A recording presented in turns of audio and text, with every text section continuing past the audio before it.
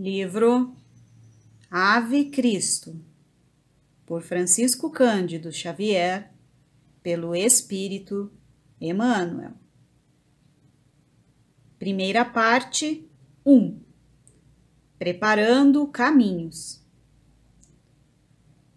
Quase 200 anos de cristianismo começavam a modificar a paisagem do mundo. De Nero aos Antoninos, todavia, as perseguições aos cristãos haviam recrudescido. Triunfantemente assentada sobre as 7 colinas, Roma prosseguia ditando o destino dos povos, à força das armas, alimentando a guerra contra os princípios do Nazareno. Mas o Evangelho caminhava sempre por todo o império, construindo o espírito da Era Nova. Se na organização terrestre a humanidade se desdobrava em movimentação intensa, no trabalho da transformação ideológica, o serviço nos planos superiores atingia culminâncias. Presididas pelos apóstolos do Divino Mestre, todos então na vida espiritual, as obras de soerguimento humano multiplicavam-se em vários setores. Tornara Jesus ao sólio resplendente de sabedoria e de amor, de onde legisla para todas as criaturas terrenas. Mas os continuadores do seu ministério, entre os homens encarnados, qual enxame crescente de abelhas da renovação, prosseguiam ativos, preparando o solo dos corações para o reino de Deus.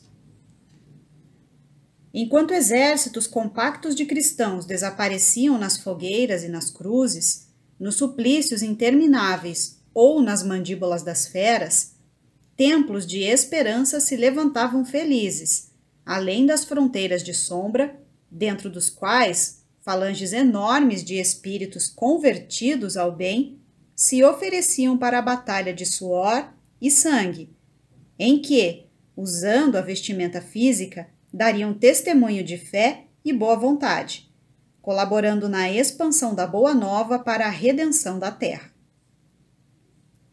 Assim é que, em formosa cidade espiritual, nas adjacências da crosta planetária, vamos encontrar grande assembleia de almas atraídas ao roteiro divino, escutando a exortação de iluminado orientador, que lhes falava de coração posto nos lábios.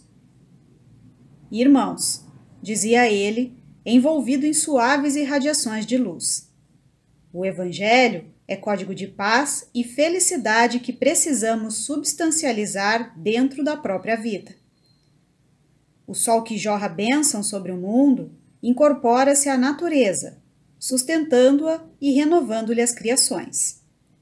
A folha da árvore, o fruto nutriente, o cântico do ninho e a riqueza da colmeia são dádivas do astro sublime, materializadas pelos princípios da eterna inteligência.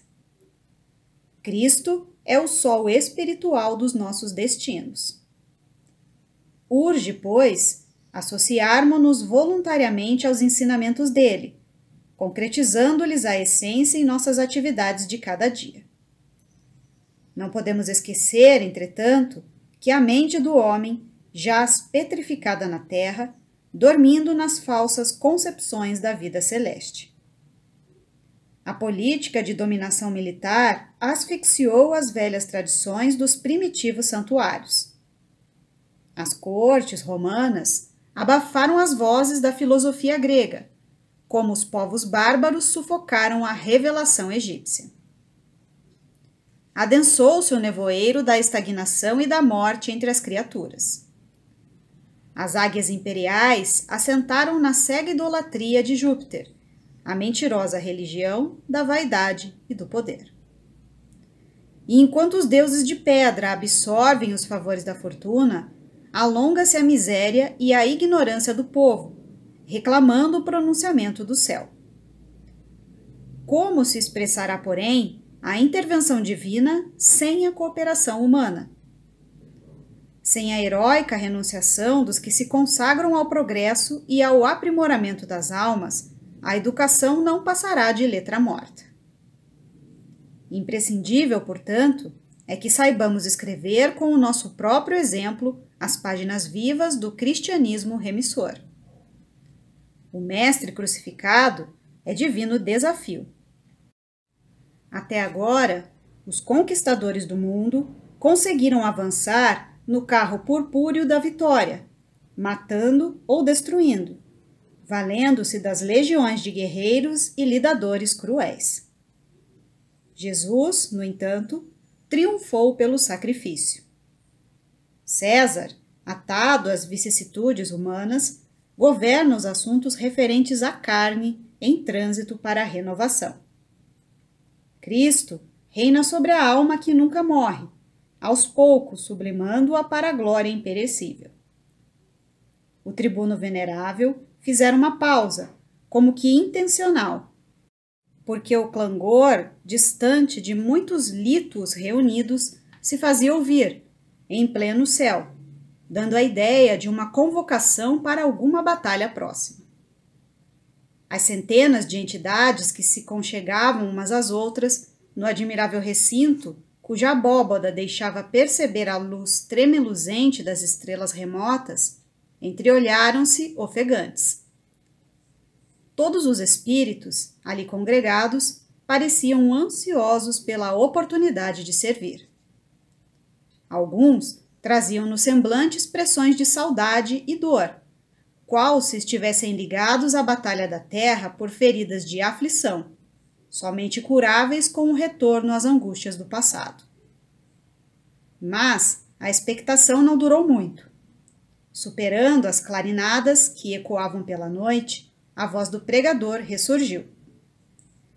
Muitos de vós, amados irmãos, deixastes a retaguarda velhos compromissos de amor e desejais voltar ao áspero trilho da carne, como quem afronta as labaredas de um incêndio, para salvar afeições inesquecíveis. Entretanto, devotados agora à verdade divina, aprendestes a colocar os desígnios do Senhor acima dos próprios desejos. Entediados da ilusão, consultais a realidade, buscando engrandecê-la, e a realidade aceita o vosso concurso decisivo para impor-se no mundo. Não ouvides, todavia, que somente colaborareis na obra do Cristo, ajudando sem exigir e trabalhando sem apego aos resultados. Como o pavio da vela, que deve submeter-se e consumir-se a fim de que as trevas se desfaçam, sereis constrangidos ao sofrimento e à humilhação, para que novos horizontes se abram ao entendimento das criaturas. Por muito tempo ainda, o programa dos cristãos não se afastará das legendas do apóstolo Paulo.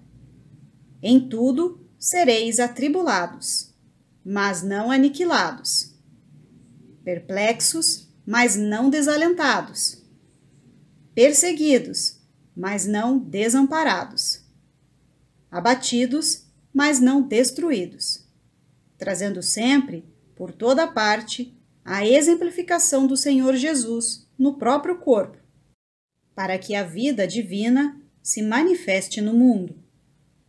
E assim, quantos renascerem nas sombras da matéria mais densa, estarão incessantemente entregues ao sacrifício por amor à verdade, a fim de que a lição do Divino Mestre brilhe mais intensamente nos domínios da carne mortal. 2 Coríntios, capítulo 4, versículos 8 a 11. Nota do autor. O mentor explanou ainda, por vários minutos, quanto aos deveres que aguardavam os legionários do Evangelho, entre os obstáculos do mundo, descendo, por fim, da tribuna dourada para o cultivo da conversação fraterna. Vários amigos oscularam-lhe as mãos, comentando com entusiasmo os mapas de trabalho a que se prenderiam no futuro. Diminuíam os entendimentos e as rogativas de proteção, quando o pregador foi procurado por alguém com intimidade afetuosa. Varro! Exclamou ele, abraçando o recém-chegado e contendo a emoção. Tratava-se de velho romano, de olhar percussiente e triste, cuja túnica, muito alva, confundida com a roupagem brilhante do companheiro, assemelhava-se a uma nesga de neblina apagada, de encontro a repentino clarão de aurora. No amplexo de ternura que permutavam, era bem de ver-se a reaproximação de dois amigos que, por momentos, olvidavam a autoridade e a aflição de que eram portadores, para se transfundirem um no outro depois de longa separação. Trocadas as primeiras impressões em que antigos eventos do pretérito foram recordados, Quinto Varro, o romano de fisionomia simpática e amargurada, explicou ao companheiro, então guindado à esfera superior, que pretendia voltar ao plano físico em breve tempo. O representante da esfera mais alta ouviu-o com atenção e obtemperou admirado. Mas por quê? Conheço-te o acervo de serviços, não somente a causa da ordem, mas igualmente a causa do amor. No mundo patrício, as tuas derradeiras romagens foram as do homem correto até o extremo sacrifício, e os teus primeiros ensaios na edificação cristã foram dos mais dignos. Não seria aconselhável o prosseguimento de tua marcha, acima das inquietantes paisagens da carne? O interlocutor fixou um gesto silencioso de súplica e aduziu. Cláudio, abençoado amigo, peço-te. Sei que conservas o poder de autorizar minha volta. Sim, sem dúvida, os apelos de cima comovem minha alma. Anseio por reunir-me em definitivo aos nossos da vanguarda. No entanto, e a voz dele se fez quase sumida pela emotividade. De todos os que ficaram para trás, tenho um filho do coração perdido nas trevas, que eu desejaria socorrer. Tassiano? Indagou o mentor intrigado. Ele mesmo. E Varro prosseguiu com encantadora humildade. Sonho conduzi-lo ao Cristo com os meus próprios braços. Tenho implorado ao Senhor semelhante graça com todo o fervor de meu paternal carinho. Tassiano é para mim o que a rosa significa para o arbusto espinhoso em que nasceu. Em minha indigência, ele é o meu tesouro, e em minha fealdade é a beleza de que desejava orgulhar-me. Daria tudo por dedicar-me a ele de novo, acariciá-lo junto do coração, para orientar-lhe os passos na direção de Jesus. É o céu a que aspiro. E, como se quisesse sondar a impressão que causava no amigo, acrescentava.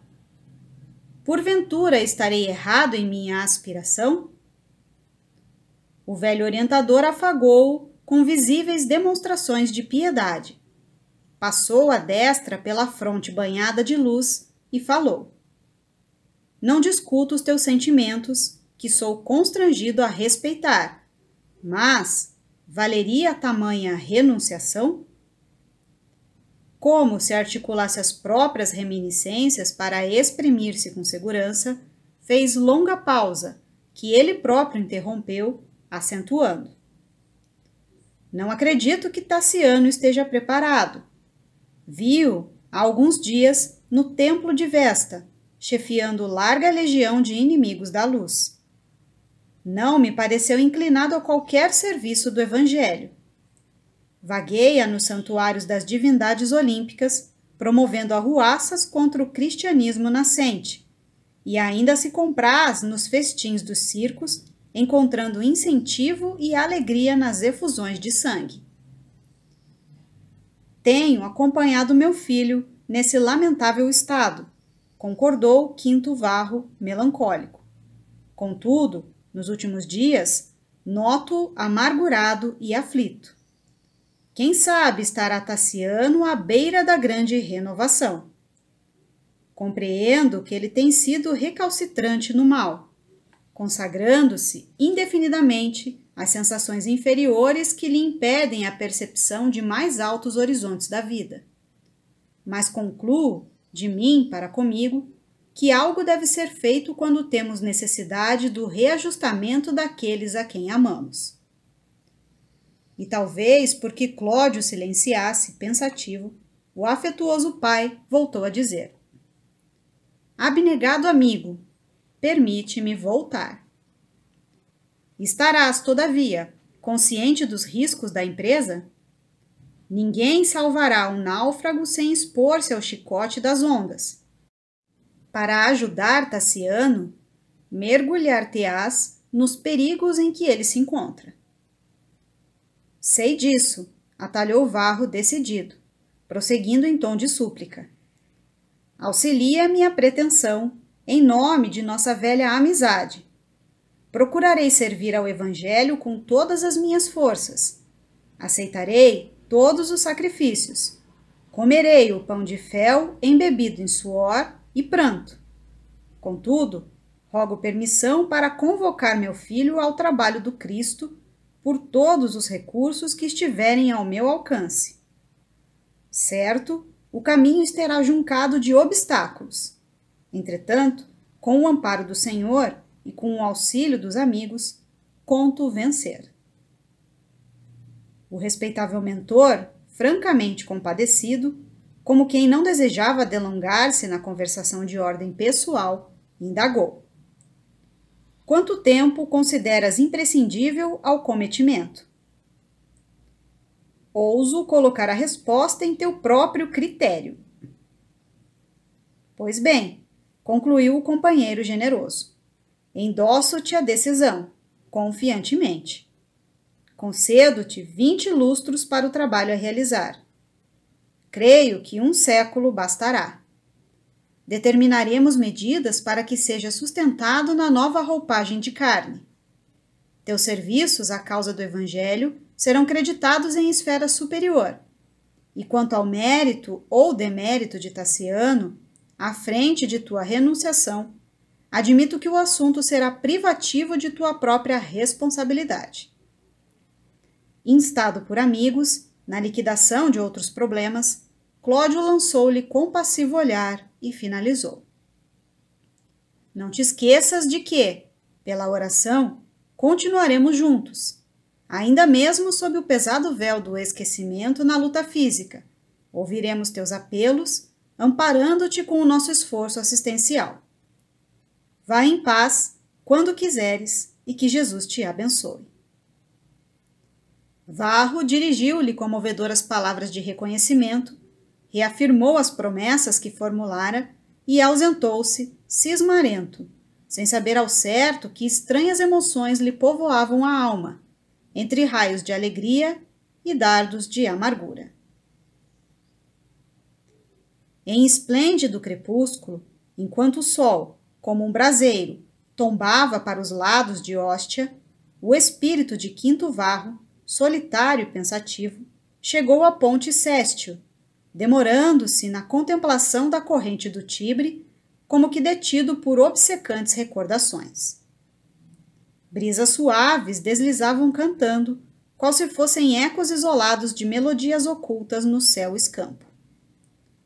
Roma engalanara-se para celebrar as vitórias de Séptimo Severo sobre os seus temíveis competidores. Pessênio Níger, depois de tríplice derrota, fora colhido pelas forças imperiais e decapitado às margens do Eufrates, e Albino, o escolhido das legiões da Bretanha, seria vencido nas Galhas, matando-se em desespero. Diversos dias de festa comemoravam a glória brilhante do imperador africano, mas, por solicitação dos augustais, o término das solenidades estava marcado para a noite próxima, no grande anfiteatro, com todas as pompas do triunfo. Mostrando fisionomia expectante e entristecida, Varro atravessou o pequeno território da ilha do Tibre e, ganhando o Templo da Fortuna, observou a multidão dos grupos esparsos de povo a se adensarem na praça em direção ao soberbo edifício. As liteiras de altos dignatários da corte, cercadas de escravos, dispersavam pequenas assembleias de cantores e dançarinos. bigas faltosas e carros adornados varavam por entre a turba, conduzindo tribunos jovens e damas patrícias de famílias tradicionais. Marinheiros e soldados querelavam com vendedores de refrigerantes e frutas, enquanto a onda popular crescia sempre. Gladiadores de corpo descomunal chegavam sorridentes, cortejados por jogadores inveterados das arenas. E, enquanto os sons de alaúdes e atabalhes se misturavam ao distante rugido das feras enjauladas para o soberbo espetáculo, a glória de Severo e o suplício dos cristãos eram os temas preferidos de todas as palestras.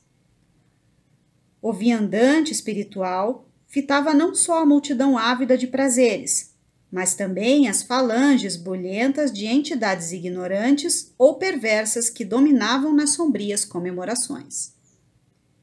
Varro tentou adiantar-se, revelando estar à procura de alguém, mas a pesada atmosfera reinante obrigou-o a recuar. Contornou o famoso anfiteatro, palmilhou as vielas que se estreitavam entre o Célio e o Palatino, atravessou a porta capena e atingiu o campo, dirigindo-se para os sepulcros da Via Ápia. A noite clara descera sobre o casaril romano. Milhares de vozes entoavam cânticos de júbilo à prateada claridade do luar em plenilúnio. Eram cristãos desencarnados preparando-se para receber os companheiros de sacrifício. Os mártires supostamente mortos iam saudar os mártires que, nesta noite, iam morrer. Quinto Varro uniu-se ao extenso grupo e orou, fervorosamente, suplicando ao alto forças para a difícil empresa que pretendia consagrar-se. Preces e comentários santificantes foram ouvidos. Depois de algumas horas, a enorme assembleia espiritual deslocou-se ao rumo do anfiteatro. Hinos de alegria elevaram-se às alturas. Não somente os mensageiros da Via Ápia alcançavam o anfiteatro em harmoniosas orações. Enviados do Monte Vaticano e trabalhadores espirituais dos grupos de pregação evangélica do Esquilino, da Via Nomentana e da Via Salária, incluindo representantes de outras regiões romanas, penetravam o tumultuário recinto como exércitos de luz. Introduzidos na arena para os derradeiros sacrifícios, os seguidores de Jesus igualmente cantavam. Aqui e ali, vísceras de feras mortas, de mistura com os corpos horrivelmente mutilados de gladiadores e bestiários vencidos, eram retirados à pressa por guardas de serviço. Alguns discípulos do Evangelho, notadamente os mais idosos, atados em postes de martírio, recebiam setas envenenadas, incendiando-se-lhe depois os corpos, a fim de servirem como tochas na festiva exibição, enquanto outros, de mãos postas, se entregavam, inermes, aos golpes de panteras e de leões da Numídia. Quase todos os supliciados desprendiam-se da carne no sublimado êxtase da fé, recolhidos carinhosamente pelos irmãos que os esperavam em cântico de vitória. Quinto Varro, no entanto, no meio da claridade intensa com que as legiões espirituais haviam desintegrado as trevas, não se mostrava interessado na exaltação dos heróis. Relanceava o olhar pelas arquibancadas repletas, até que, por fim, se deteve, com evidentes sinais de angústia, em álacre conjunto de espíritos turbulentos, em arrojadas libações. Ansiosamente, Varro abeirou-se de um jovem que desferia estrepitosas gargalhadas e, abraçando com extrema ternura, sussurrava: Tassiano, meu filho, meu filho. O rapaz, que se mergulhava na mais profunda corrente de sensações inferiores, não viu o benfeitor que o conchegava de encontro ao peito, mas, tomado de repentina inquietação, silenciou de imediato, abandonando o recinto, dominado por invencível amargura. O jovem, não identificava a presença do venerável amigo ao seu lado. Contudo, abraçado por ele, experimentou imensa aversão pela odiosa solenidade. Aliou-se dos companheiros e, sentindo fome de solidão, afastou-se rápido, devorando ruas e praças. Desejava pensar e reconsiderar, a sós, a senda por ele mesmo percorrida. Depois de longo trajeto, alcançou a porta pinciana, em busca de insulamento.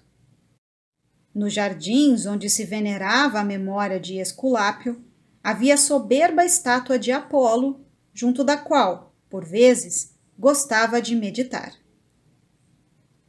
O corpo marmóreo da divindade olímpica levantava-se magnífico, ostentando primorosa taça numa das mãos, de bordos voltados para o solo, como se procurasse fecundar a terra. Num recipiente, aos pés do ídolo, fumegava um incenso ali colocado por mãos devotas e anônimas, embalsamando o sítio em aroma delicioso. Atormentado por insopitável angústia, Tassiano chorava sem querer, rememorando as próprias experiências. Sabia-se fora do corpo físico, mas longe de encontrar as paisagens das narrações de Virgílio, cuja leitura lhe merecera especial atenção. Vira-se incompreensivelmente atraído para os bacanais da sociedade em decadência, sendo surpreendido, depois do túmulo, tão somente por si próprio, com a sua velha sede de sensações. Delirara em banquetes e jogos, sorver o prazer em todas as taças ao seu alcance, mas rendia-se ao tédio e ao arrependimento. Em que se resumia a vida? Perguntava a si mesmo em solilóquio doloroso. Onde se domiciliavam os deuses de sua antiga fé? Valeria a procura da felicidade na temporária satisfação dos sentidos humanos, depois da qual havia sempre larga dose de fel? Como localizar as antigas afeições no misterioso país da morte? Por que razões vagueava preso ao reino doméstico, sem equilíbrio e sem rumo? Não seria mais justo, se possível, adquirir novo corpo e respirar entre os homens comuns?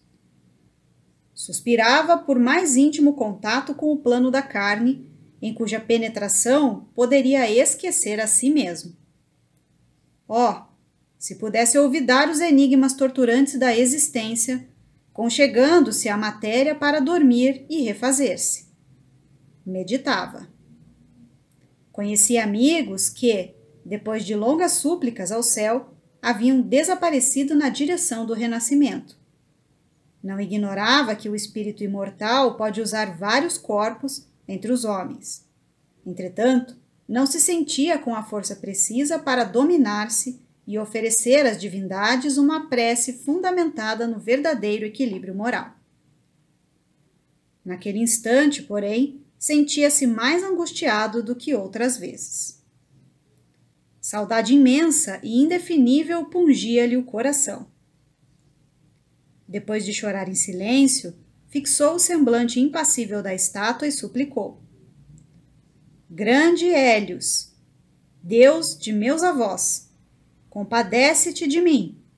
Renova-me o sentimento na pureza e na energia que encarnas para a nossa raça. Se possível, faz-me esquecer o que fui. Ampara-me e concede-me a graça de viver de conformidade com o exemplo dos meus antepassados. Com as inexprimíveis reminiscências do seu antigo lar, Tassiano, inclinado para o solo, lamentava-se amarguradamente. Mas, quando enxugou as lágrimas que lhe obscureciam a visão e tornou a fitar a imagem do Deus, não mais viu o ídolo primoroso, e sim o espírito de Quinto Varro, nimbado de intensa luz, a olhá-lo com enternecimento e tristeza. O jovem quis recuar, transido de assombro, mas indefiníveis emoções subjugavam-lhe agora todo o ser. Como que dobrado por forças misteriosas, ajoelhou-se ante a visita inesperada. Desejou falar, mas não conseguiu, assinalando estranha constrição nas cordas vocais. Pranto mais intenso jorrava-lhe dos olhos. Identificou a personalidade do genitor e, esmagado por inexprimível emoção, notou que Varro caminhava para ele, de afetuoso olhar encimando triste sorriso. A entidade amorosa afagou-lhe a cabeça atormentada e falou: Tassiano, meu filho, que o Supremo Senhor nos abençoe a senda da redenção. Deixa que as lágrimas te lavem todos os escaninhos da alma.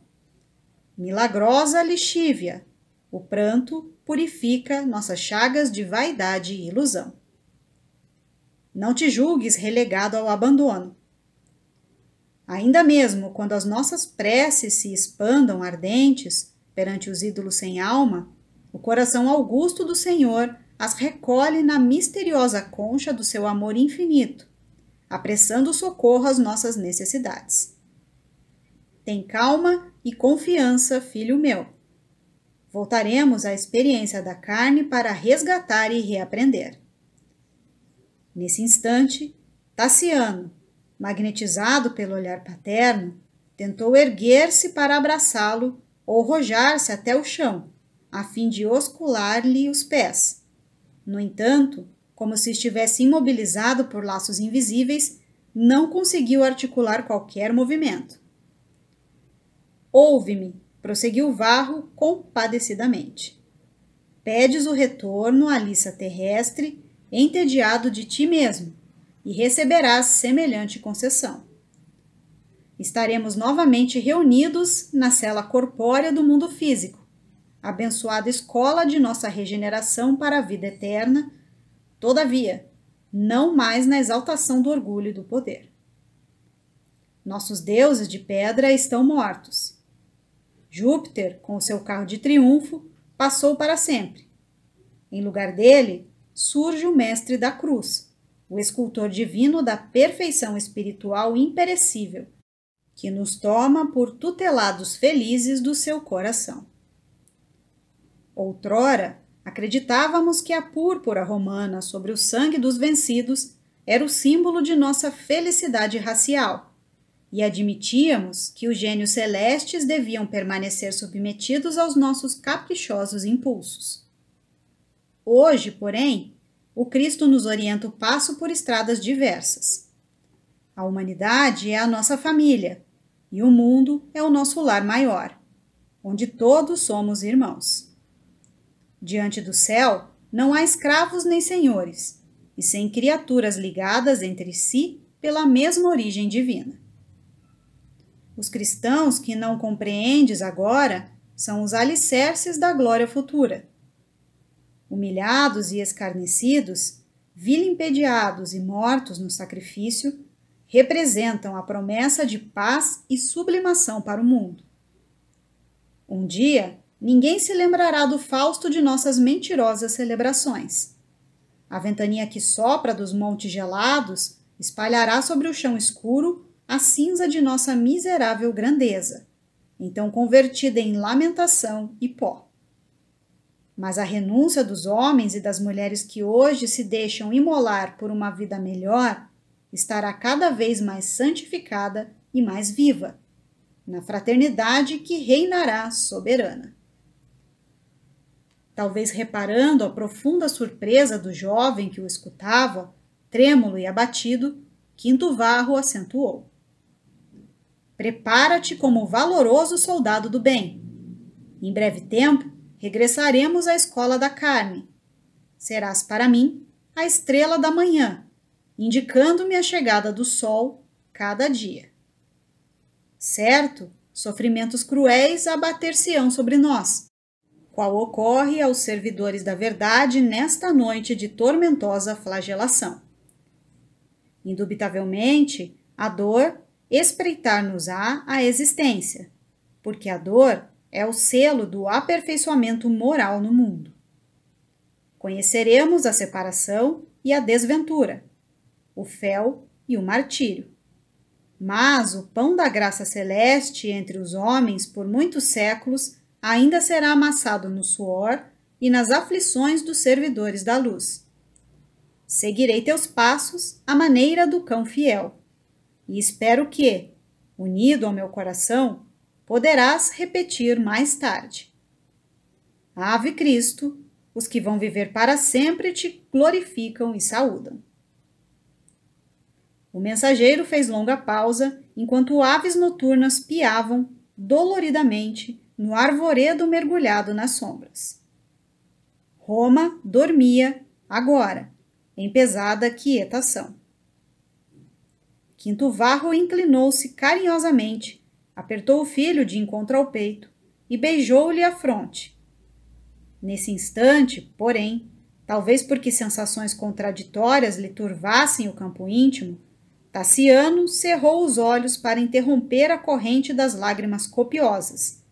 Mas, ao descerrá-los de novo, observou que seu pai havia desaparecido. A paisagem fizera-se inalterada. A estátua de Apolo brilhava, refletindo o luar esmaecido da madrugada. Premido de angústia, Tassiano alongou os braços para a noite que lhe pareceu, então, desolada e vazia, bradando desesperado. Meu pai, meu pai. E porque seus gritos se perdessem sem eco, no espaço imenso, cansado e abatido, estendeu-se na terra, soluçando. Anos e anos se dobraram sobre estes acontecimentos.